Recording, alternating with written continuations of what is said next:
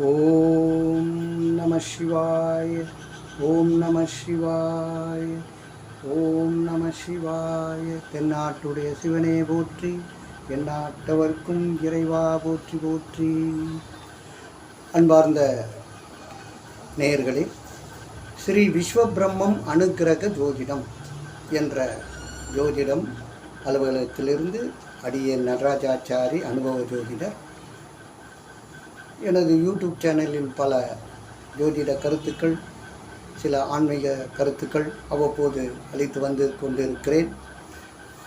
அந்த வகையிலே இதற்கு கலத்திரம் என்ற ஒரு தலைப்பில், அதாவது 7வது இடம், ஒரு லக்னத்துக்கு 7வது இடத்திலே ஒரு கிரகம் இருந்தால் என்ன பிரச்சனைகள் நாம் சந்தித்து கொண்டிருக்கிறோம் என்பதை பற்றின ஒரு 9 கிரகங்களை பற்றி, ஒரு சூரியன், சந்திரன், செவ்வாய், புதன், குரு, சுக்கிரன், சனி, ராகு, கேது என்ற அளவில் தனித்தனியாக அந்த ஒவ்வொரு கிரகத்தை பற்றினது 7ஆம் இடத்தில் இருந்தால் என்ன பிரச்சனை. கண்டிப்பாக 7ஆம் இடத்தில் எந்த கிரகமும் இல்லாதிருப்பது நல்லது. அப்படி இருக்குமே ஆனால் அதனுடைய தாக்கத்தை நாம் அனுபவித்துத்தான் ஆக வேண்டும் என்ற அளவில் என்னென்ன மாதிரியான பிரச்சனைகளை நாம் அனுபவிக்கிறோம் என்ற அளவில் அந்த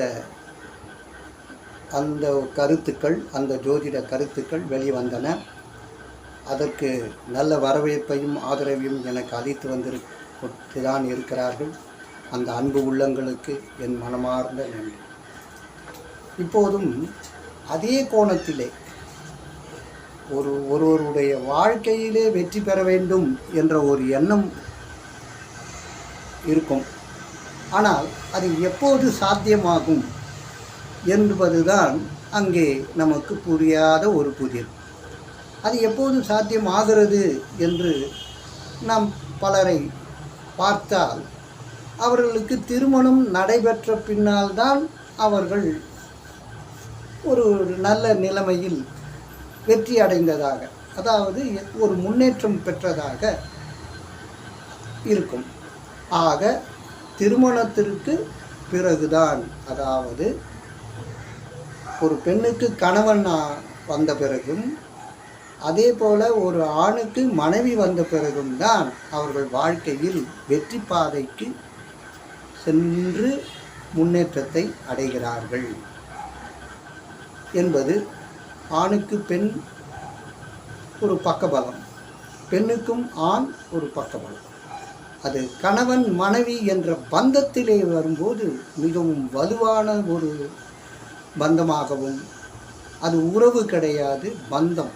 அதனால் இவர்கள் திருமணத்திற்கு பிறகு நல்லதொரு அமைப்பை ஆண்டவன் அருள் புரிகின்றான்.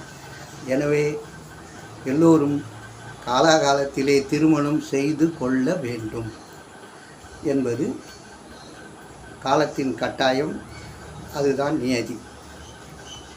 இப்போது அந்த 7ஆம் இடம் என்ற கலத்திரத்தை பற்றி வேறொரு கோணத்திலே ஆராய்ந்த போது, அது எப்படி என்ன, இப்போது 7ஆம் இடத்திலே ஒரு கிரகம் இருப்பதால் சிக்கல்தான் என்று கூறுகிறீர்கள். அந்த சிக்கலிலும் சில விதிவிலக்குகள் உண்டு என்ற ஒரு விவரம் தெரிய வருகின்றன. அது எப்படி என்றால்,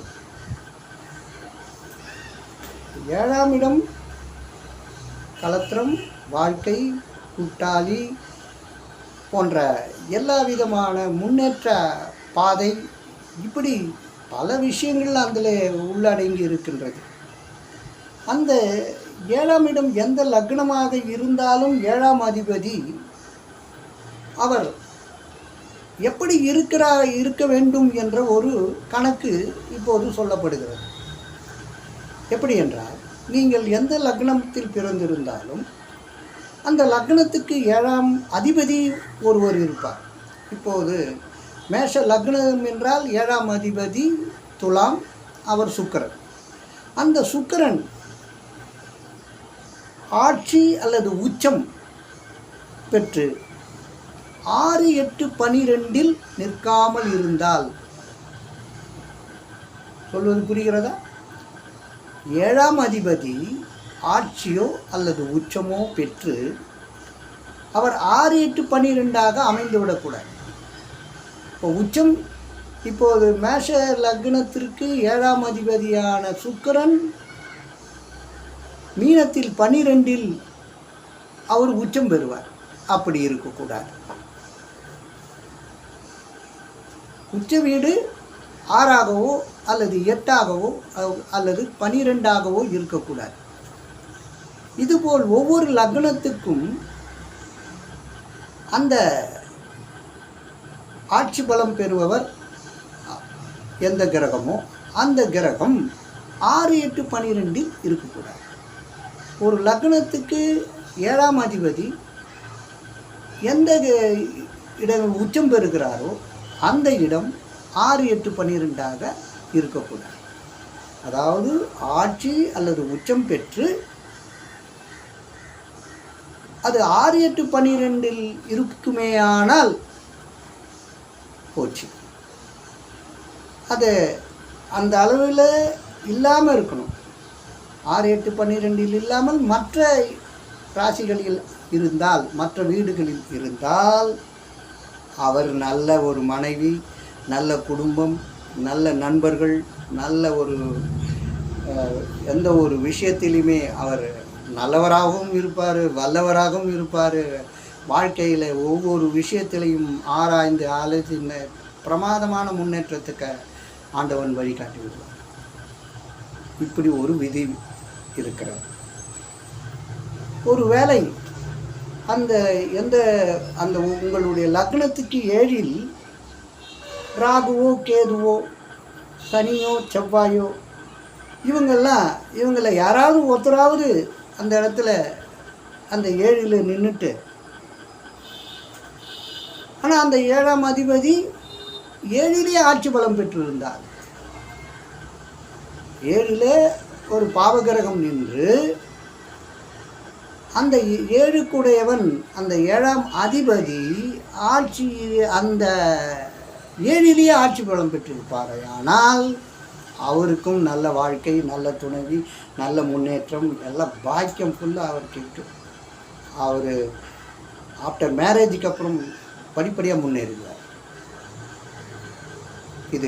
இது ஒரு முதலிலே நான் கூறியது, 7ஆம் அதிபதி ஆட்சியோ அல்லது உச்சமோ பெற்று 6, 8, 12 நிற்காமல் மற்ற வீடுகளில் நின்றால்தான் அவர் நல்லவர், நல்ல வகையிலே முன்னேறிடுவார். கடவுள் அருள் அவருக்கு பூரணமாக இருக்கிறது. இரண்டாவதாக நான் கூறியது, ஒரு லக்னத்துக்கு 7இலே ராகு, கேது, சனி, அடுத்தது செவ்வாய், இவர்களில் யாராவது ஒருவர் இருந்தாலும் கூட அந்த 7ஆம் அதிபதி 7இலேயே ஆட்சி பெற வேண்டும் அல்லது உச்சம் பெற வேண்டும். இந்த 7க்குடையவர் 7இலே ஆட்சியோ அல்லது உச்சமோ பெற்றுவிட்டால் அவருக்கும் எந்த சிக்கலும் வராது. வாழ்க்கை துணைவியால் நல்லதொரு அமைப்பு, அவர் முன்னேற்றம், வாழ்க்கை துணைவியால் அவருக்கு மனைவியால் யோகம் உண்டு, மற்றவர்களாலையும் யோகம் உண்டு. அதுபோல ஒரு அமைப்பிலே அவர் முன்னேற்றம் காணுவார். அடுத்தது இன்னொன்று இருக்கிறது.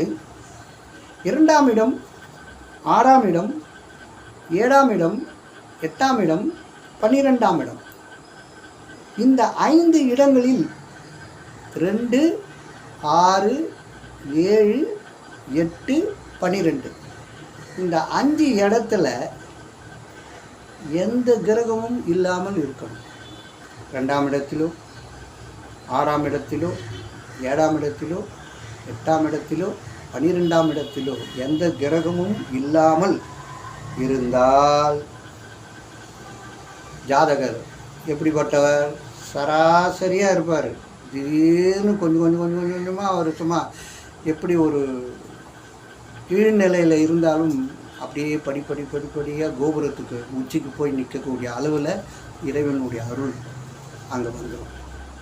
இந்த இடங்களில் எந்த கிரகமும் இல்லாதிருக்க வேண்டும். அப்படியும் ஒரு அமைப்பிலே இருக்கிறது.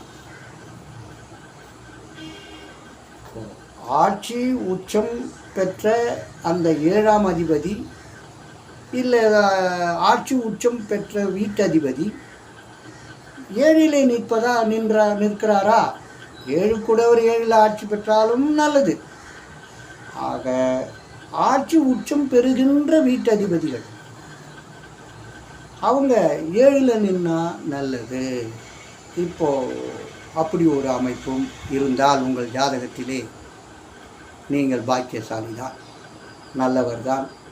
எல்லாத்தையும் ஒரு வகையில் சாதிக்கக்கூடிய ஒரு துணிவு, ஒரு தைரியம், ஒரு கௌரவம் எல்லாமே ஆட்டோமேட்டிக்காக படிப்படியாக நீங்கள் முன்னேற்றம் காண்பீர்கள். சரி, நாங்கள் ஆட்சி உச்சத்தை பற்றியே சொல்கிறீங்க, ஒரு வேளை அது நீச்சம் பெற்றிருந்தால் இப்படி அதை பற்றி கொஞ்சம் தெரிஞ்சுக்கலாமே. அதாவது இப்போது நீச்சம் பெறக்கூடாது, அங்கே அதான் விஷயம். ஒரு வகையில் நீச்சம் பெற்றுவிட்டால் என்ன ஆகும்? அது நல்ல பலனை கொடுக்காது, அது ஆப்போசிட் டைரக்ஷன் தான். நல்லது நடக்கிறது வாய்ப்புகள் மிக மிக குறைவு. அப்படியும் நீச்சம் ஆயிடுச்சுன்னா அந்த நீச்ச பங்கம் பட்டா ராஜயோகம்னு சொல்லுவாங்க. நீச்ச பங்க ராஜயோகம், அதான் நீச்சம் பெற்ற கிரகம் ஆட்சி உச்சம் பெற்றுடி நீச்சபங்க ராஜயோகம். அந்த வகையிலே நீச்சம் பெற்ற ஒரு கிரகம் ஆட்சி உச்சம் பெருமே ஆனால் அது 7ல் நின்று அந்த நீச்சபங்கத்தை பெருமை ஆனால் கண்டிப்பாக அவர் கொஞ்சம் ஆரம்பத்தில் சிரமப்பட்டாலும் ஆனால் அவருடைய வாழ்க்கை அப்படியே ஸ்லோ அண்ட் ஸ்டெடி, அவள் திருப்பி பேக் வரமாட்டார். ஸ்லோ அண்ட் ஸ்டெடியிலே போய் அப்படியே முன்னேறிடுவார். அந்த ஒரு வகையில் அவருக்கு அமைப்பு உண்டாகும்.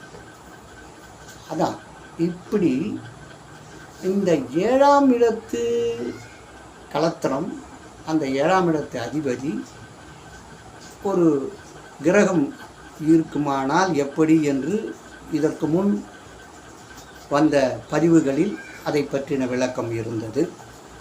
இப்போது அந்த 7ஆம் வீட்டு அதிபதி உச்சமோ ஆட்சியோ பெறுகின்ற போது நல்ல பலன்களையும் கொடுக்க வழிவகை செய்கிறது. ஆகவே உங்கள் ஜாதகத்தை நீங்கள் எடுத்துக்கொண்டு இப்போ நான் கூறிய இந்த விவரங்கள் எப்படி இருக்கிறது என்பதை நீங்களும் சுய ஆய்வு மேற்கொண்டு பாருங்கள். நிச்சயமாக நீங்கள் இப்போது வாழ்ந்து கொண்டிருக்கின்ற உங்கள் அனுபவங்கள் சரியாக இருக்கிறது என்று தான் சொல்லும். அந்த வகையில் நீங்கள் இந்த கலத்தரம் என்பது நமது வாழ்க்கை, அந்த 7ஆம் இடம் என்பது நமது இந்த நம்முடைய உயிர் உள்ளவரை நாம் எப்படி வாழ்கிறோம், வாழ வேண்டும், வாழ்ந்து கொண்டு இருக்க வேண்டும், வாழ்வோம், வாழ்வதற்கு உண்டான வழிகளை அது சொல்கிறது. ஆக இப்படிப்பட்ட அமைப்புகளோடு இருந்தால், ஒரு கிரகம் இருந்தால் பிரச்சனை என்றாலும் அது ஆட்சி உச்சம் பெற்று இருக்குமே ஆனால் அது அந்த 7ஆம் வீட்டு அதிபதி நன்றாக இருப்பாரே ஆனால் அவர்கள் சிரமத்தில் இருந்து சூப்பராக முன்னேறிடுவாங்க.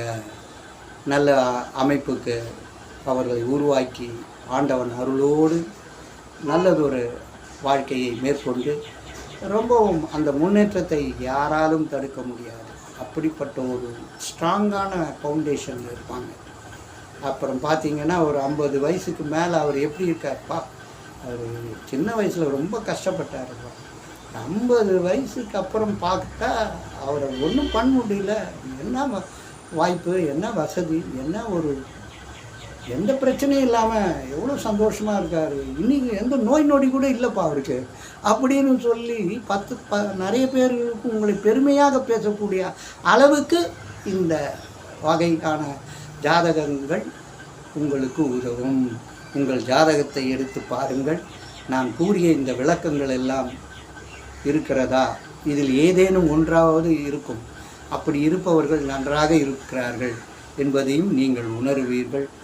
அதன்படி நீங்கள் வாழ்க்கையை செல்லுங்கள். இறைவன் மேல் பக்தி வையுங்கள். உங்கள் குலதெய்வ வழிபாடை நீங்கள் மேற்கொள்ளுங்கள். கண்டிப்பாக வருஷத்துக்கு ஒரு தடவையாவது உங்கள் குலதெய்வ வழிபாடை நீங்கள் வச்சுக்கணும். அது ரொம்ப ரொம்ப நல்லது. அதுவும் நமக்கு நல்வழி காட்டும். கிரகங்கள் ஒரு பக்கம் நல்வழி காட்டினாலும் குலதெய்வ வழிபாடு தான் முக்கியமான வழிபாடுகளிலே முதன்மையான வழிபாடு. அது மட்டுமல்லாது இன்றியமையாத வழிபாடு. கண்டிப்பாக அந்த குலதெய்வ வழிபாடை நீங்கள் எல்லோரும் மேற்கொள்ளுங்கள். நிச்சயமாக உங்கள் வாழ்க்கை வளம் பெறும், நலமும் வளமும் பெற்று நன்றாக வாழ்வீர்கள். நன்றி, நமஸ்காரம்.